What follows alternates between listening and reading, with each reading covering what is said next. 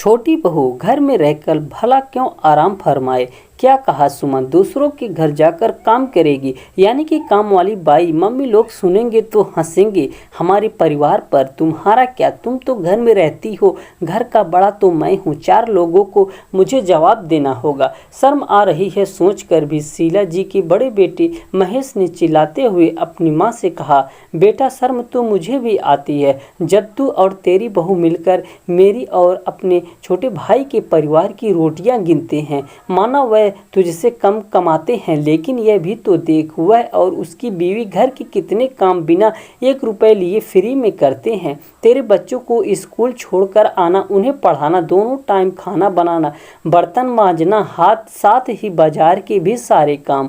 इनके लिए तुझे बाहर के पैसे देने पड़े तो पता चल जाएगा। शीला जी शांत स्वर में अपनी बात रखते हुए बोली, मम्मी मीरा नौकरी कर कमा कर लाती है, उसकी छोटी बहू की तरह घर में आराम मतलब हाउसवाइफ थोड़ी ना है। घर में रहकर अगर उसने 2 काम फालतू भी कर दिए तो क्या आफत आ गई। महेश अपनी बीवी की सिखाई बातें अपनी माँ से बोला, हाँ बेटा यही मैं तो कह रही हूँ, छोटी बहू घर में रहकर क्यों आराम फरमाए। जब बड़ी बहू बाहर जाकर इतनी मेहनत करती है तो इसे भी थोड़े हाथ पैर तो चलाने ही चाहिए, वरना घर में बैठी बैठी मोटी हो जाएगी और फिर घर के खर्चे का सारा बोझ तुम दोनों पर डालना भी तो ठीक नहीं है। अब इसके बच्चे भी बड़े हो रहे हैं, खर्चे बढ़ेंगे, एक की कमाई में तो पूरा नहीं पड़ेगा, इसलिए इसे भी आत्मनिर्भर बनना जरूरी है। शीला जी के बेटे बहू की तरफ देखते हुए बोली, अरे नहीं मम्मी, आपकी बेटे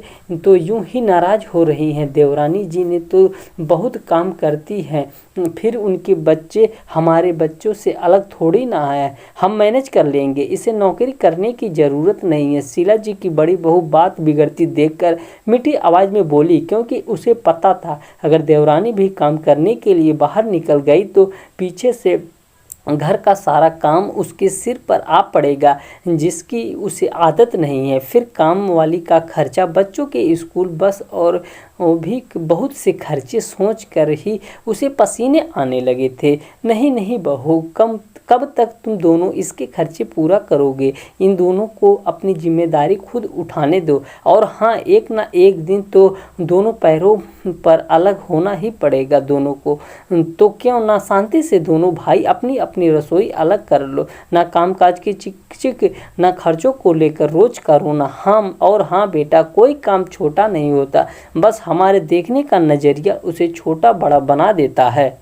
वैसे तू शायद भूल गया कि तेरे पापा ने भी सब्जी की छोटी सी दुकान से तुम दोनों भाइयों को पढ़ा लिखा कर अपने पैरों पर खड़ा किया। साथ ही उस छोटी सी कमाई से तुम दोनों के सर पर पक्की छत का 2 मंजिला मकान भी बना कर गए। कहते हुए शीला जी थोड़ा भावुक हो गए, लेकिन तुरंत ही उन्होंने अपनी भावनाओं पर काबू कर लिया। बड़े बेटे बहू से आगे कुछ कहते ना बना। शीला जी की छोटी बहू ने तीनों घरों में खाना बनाने का काम पकड़ा। उसे केवल सुबह, दोपहर व शाम को 1-1 घंटे के लिए जाना पड़ता, बाकी समय वह अपना घर व बच्चों को संभालती। सास की सोच व सहयोग ने उसे आत्मनिर्भर बनाया और उससे बढ़कर सिर उठाया चलना सिखाया। दोस्तों, कैसी लगी आपको मेरी एक रचना? पढ़कर सुनकर अपने अमूल्य विचार कमेंट कर जरूर बताएं। धन्यवाद।